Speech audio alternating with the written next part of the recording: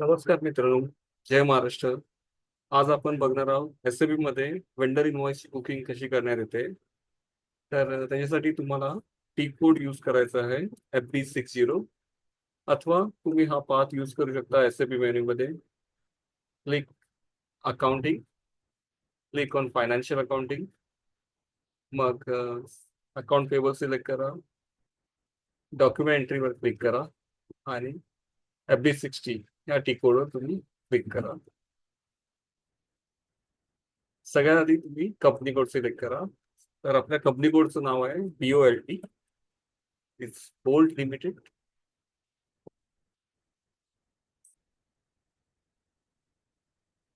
आता आपण vendor code टाकणार आहोत. जर तुम्हाला वेंडर कोड माहीत नसेल तर हा सर्च आयकॉन आहे, तो क्लिक करून तुम्ही वेंडर शोधू शकता. आता उदाहरणार्थ मला ज्या वेंडरचा कोड पाहिजे त्याचं नाव आहे एअर इंडिया. तर मी इकडे एअर आणि स्टार टाकणार आहे आणि एंटर दाबणार आहे. आता तुम्ही पाहणार की इकडे वेंडर कोड आपल्याला भेटला आहे. तो कोड आहे 100251. हे डबल क्लिक करणार आहे, एंटर प्रेस करा. नंतर तुम्हाला इनव्हॉइस डेट एंटर करायची आहे. म्हणजे तुमच्या इनव्हॉइस किंवा सपोर्टिंग डॉक्युमेंट जी डेट असेल ती तुम्हाला एंटर करायची आहे. फॉर एक्झाम्पल मी इकडे 9 फेब्रुवारी 2025 घेत आहे. पोस्टिंग डेट म्हणजे जी एंट्री, जी सिस्टम डेट असते ती तुमची पोस्टिंग डेट येणार आहे. परत एकदा एंटर करा. रेफरन्स फील्डमध्ये तुम्ही इनव्हॉइस नंबर टाकू शकता. For example INV24/25/01. आता आपण इनव्हॉइसची अमाऊंट इथे टाकणार आहोत. त्याची किंमत आहे ₹10,000. टॅक्स फील्डमध्ये तुम्ही नरेशन एंटर करू शकता, लाईक बिंग एक्सपेन्स बुक और प्रिंटिंग अँड स्टेशनरी. तर इथे तुम्ही पाहणार तर तुमची वेंडरची डिटेल तुम्हाला उजवीकडे दिसेल, कंपनीचं नाव दिसेल, त्याचा ऍड्रेस दिसेल. आता आपण एक्सपेन्सचा जो अकाउंट नंबर आहे तो सिलेक्ट करणार आहोत. तर तर तुम्हाला एक्सपेन्स अकाउंट नाही माहित आहे स्टेशनरीचा, तर तुम्ही ह्या आयकॉनवर क्लिक करू शकता.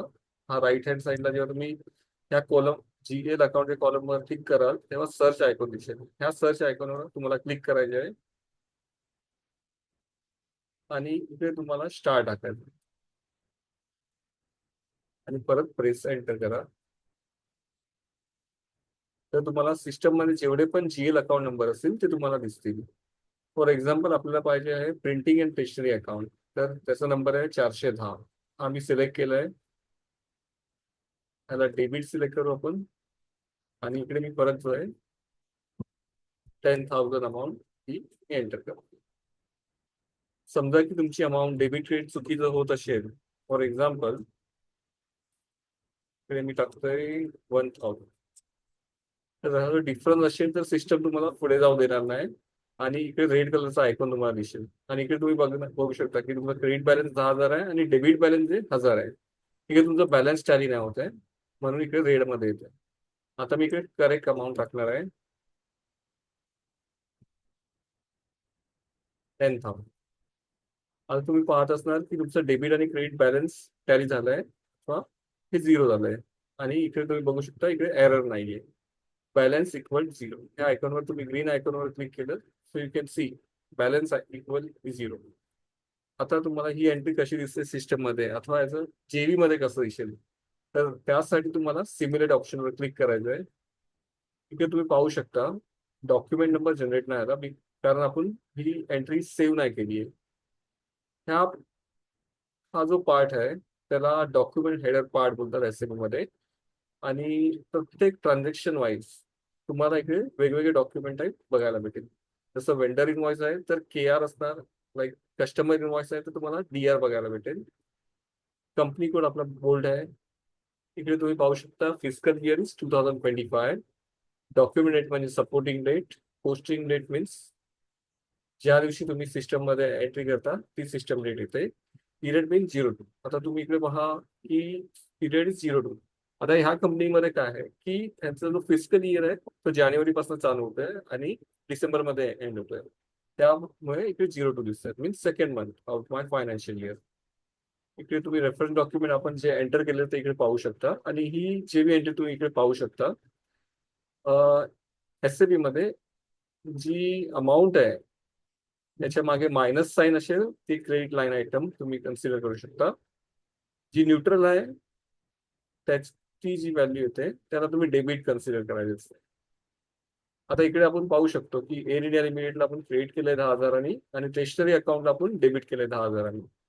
अजून एक वस्तू तुम्हाला डेबिट क्रेडिट आयडेंटिफाय करायचं असेल तर एसएबी मध्ये तुम्ही पोस्टिंग की हा पार्ट पाहू शकता. 31 जो पोस्टिंग की आहे, जेव्हा आपण वेंडर इनवॉइस बुक करतो आणि वेंडरला क्रेडिट करतो त्यासाठी स्पेसिफिकली जी पोस्टिंग की आहे ती 31 येणार. आणि एक्सपेन्स अकाउंट आहे त्याला डेबिट अथवा क्रेडिट असेल, डेबिट असेल तर त्याला 14 पोस्टिंग की येते आणि जेव्हा लाईन आयटम क्रेडिट असते तेव्हा तिकडे 50 येते पोस्टिंग की. हे तुम्ही पाहू शकता. हे एसएपीचे फीचर आहे. ठीक, आता आपण इकडे ही एंट्री पोस्ट करणार आहोत. तर मी आता इकडे इकडे तुम्ही कंट्रोल एस दाबू शकता अथवा ह्या आयकॉनवर क्लिक करू शकता. तर इकडे आपण पाहू शकतो की आपलं डॉक्युमेंट 190052 पोस्ट झालेले आहे. आता ही एंट्री आपल्याला पाहायची असेल सिस्टम मध्ये तर मी FB03 हा ट्रान्झॅक्शन कोड यूज करणार आहे. इकडे जो डॉक्युमेंट ऑलरेडी पोस्ट केलाय तो इकडे येणार आहे F190052 आणि फिजिकल इयर आपला आहे 2025 आणि प्रेस एंटर. आता जी एंट्री आम्ही पोस्ट केली ती आपण इकडे पाहू शकतो. राईट क्लिक करायचं आहे आणि ऑप्टिमाइज. तर ही आपण एक सक्सेसफुली एक वेंडर इनवॉइसची एंट्री बुक केली आहे. तर ह्या बरोबर आपण आता हे हे व्हिडिओ मी क्लोज करत आहे आणि आपण पुढच्या व्हिडिओमध्ये कस्टमर इनवॉइस बघूया विथ अगेन आपण वेंडर इनवॉइस आणि customer invoice with GST tax code. आता तुम्ही बोलू शकता की आता जे बघितलंय विदाउट टॅक्स कोड एंट्री आपण पाहिली आहे. नेक्स्ट व्हिडिओमध्ये आपण पाहूया की विथ जीएसटी एंट्री कशी पोस्ट होते एसएबी मध्ये. थँक्यू.